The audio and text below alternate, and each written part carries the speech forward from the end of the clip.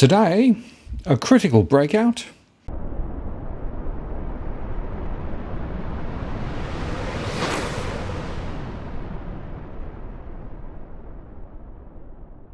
Hello again, it's Martin North from Digital Finance Analytics. Welcome to this post covering finance and property news with a distinctively Australian flavour.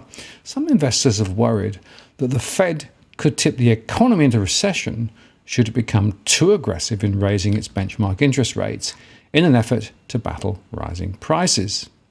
Jim Reid, the head of thematic research at Deutsche Bank, detailed every Fed hiking cycle over the past 70 years, how long it took for a recession to follow, the shape of the yield curve, and the rate of inflation at the start of the central bank's first rate increases. We've ordered this by the length of time from first hike to recession to demonstrate that the quickest recessions following hikes were associated with an inverted curve by the time the Fed stopped hiking.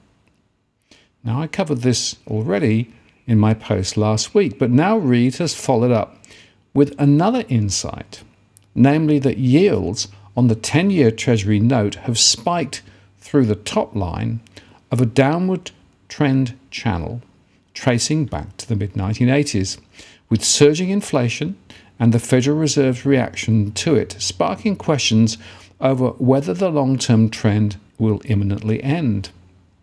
Clearly, such a channel can't go on forever unless you have the opinion that we will consistently see negative nominal US yields in the latter part of this decade, Jim Reid said in a recent note that illustrated the downward trend. So the near 40-year trend line will almost certainly have to end in the next few years regardless, but the recent spike in yields raises the prospect of it doing so imminently. The dam finally broke last week, with yields rocketing up as markets woke up to the reality that every upcoming FOMC meeting could bring a rate hike of 50 basis points, Reid wrote. An array of Fed speakers during the week either endorsed this or didn't rail against it too strongly. Last week, the yield on the 10-year Treasury note surged 34.5 basis points to 2.491% last Friday. That's the largest weekly increase since September 2019, and that's the highest yield since May 6, 2019. At the conclusion of its open market committee meeting on March the 16th, the Federal Reserve raised its benchmark interest rate for the first time since 2018 in a step toward combating high inflation. The Fed hiked its rate 25 basis points from near zero, and it signalled a further tightening of its monetary policy this year. And meanwhile, the fact that the last decade was so moribund from an activity and inflation point of view means that markets still refuse to believe the Fed can get very far in this cycle, according to Reid.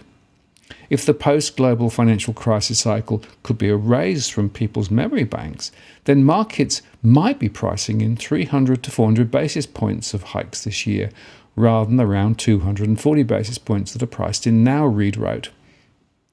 That's given just how far the Fed is behind the curve. Overall, there has been a constant misunderstanding of this cycle, Reid said. The market is collectively anchored to the trends of the last cycle. Before the FOMC meeting in June 2021, the Fed and the markets were hardly pricing in any rate moves until 2024, he said, and only 3 hikes for 2022 as recently as the start of this year. The amount of rate hikes now priced in by the markets for 2022 still isn't a huge year of tightening historically, he said. And despite the spike higher in 10-year Treasury yields, real interest rates remain solidly negative, according to DataTrack research. In 2013, a tantrum in the bond market pushed real rates from similar levels to positive over the course of a month, said DataTrack co-founder Nicholas Colas. The rapid shift in market sentiment related to the first one and now several 50 basis point rate hikes this year could be what causes the 2022 version of the 2013 tantrum. The 10-year Treasury yield was down about 2 basis points on Monday afternoon, trading around 2.465%. The recent move higher in the 10-year Treasury note is probably not over, though. Real rates can and should go positive, Colas wrote. Upcoming economic will almost certainly slow continued inflation pressures. The next reading on inflation, as measured by the Personal Consumption Expenditures Price Index, is due out this Thursday. Meanwhile, the closely watched spread between the 2-year and the 10-year Treasury yield remains positive, which is good news, Colas said. An inversion of that portion of the yield curve seen when the yield on the 2-year Treasury note rises above the 10-year Treasury yield has historically signalled a looming recession. The 5-year Treasury yield briefly rose above the 30-year yield for the first time, though, since 2006, as investors fear the Federal Reserve's hawkish path to curb inflation threatens to dip the economy into recession. And fixed income analysts said the inverted yield curve indicates that some investors believe the Fed's policy tightening will put the brakes on economic growth. The 2-year Treasury yield climbed to 2.334% from 2.299%, while the 10-year US Treasury yield retreated to 2.459 after initially pushing above the 2.5% mark for the first time since 2019. Francois Savary, Chief Investment Officer at Swiss wealth management firm Prime Partners, said portfolio rebalancing ahead of quarter end helped explain strength in equities in the face of surging bond yields. A day of reckoning is coming because at the start of April you have earnings season and you'll get a sense of the impact of rising energy prices and guidance for the future, he said. I would not bet on the rally continuing in a straight line, he added. At the close in New York, the Dow Jones Industrial Average rose 0.27% to hit a new one-month high, while the S&P 500 rose 0.71% and the Nasdaq Composite gained 1.31%. Consumer discretionary was pushed higher by an 8% surge in Tesla after the electric automaker said it planned to split its stock to pave the way to pay dividends to shareholders. The rally in Tesla comes just days ahead of the EV automaker's update on first quarter deliveries. We believe by the end of 2022, Tesla will now have the capacity run rate for overall 2 million units annually from roughly 1 million in 2021, with Berlin and Austin green-lighted to start production, Wedbush said in the note. Cruise line stocks were also doing the heavy lifting, with Carnival and Norwegian Cruise Line rising sharply, even as pandemic lockdowns returned to focus after Shanghai initiated its most restrictive lockdowns in 2 years following a surge in COVID-19 cases. Bank stocks were sharply lower as a flattening yield tightens net interest margins, limiting the ability to profit from lending. And so a number of the banks were down around 2%. Energy was the biggest drag on the broader market, as fears that the lockdown in China could hurt demand and fresh Ukraine-Russia peace talks cooled worries about supply disruptions, and that weighed on oil prices. A lockdown in China's financial hub of Shanghai to contain surging COVID-19 cases, on the other hand, weighed on Chinese shares and dragged on oil prices as investors anticipated weaker demand from the world's number 2 economy. Growing concerns that China's strict zero-COVID policy will lead to repeated lockdowns in key business centres is unlikely to lead oil demand in China unscathed, Commerzbank said in the note. And big tech closed higher and was helped by the comeback in chip stocks, despite Goldman Sachs downgrading a trio of stocks including Microchip Technology, Teradyne and Qorvo, amid concerns about challenging macro backdrops. The best performers of the session on the Dow Jones Industrial Average was Microsoft Corporation, which rose 2.31% to trade at 310.70 at the close. And meme stocks added to their recent gains, with AMC Entertainment rising more than 45% after the Move theatre chain touted more transformational deals are in the pipeline, and GameStop closed up more than 25%. In other news, Coinbase gained nearly 8% as rumours swirled the company was eyeing a deal to acquire 2TM, the parent company of Latin America's biggest crypto brokerage, Mercado Bitcoin. Expectations of rising global interest rates prolonged a sell-off in European government debt, enabling Dutch and Belgium 2-year bond yields to turn positive for the first time since 2014. And the tide of rising global yields led Japan's central bank to declare on Monday a steadfast attempt to defend its 0.25% yield cap, vowing to buy an unlimited amount of government bonds for the first 4 days of the week.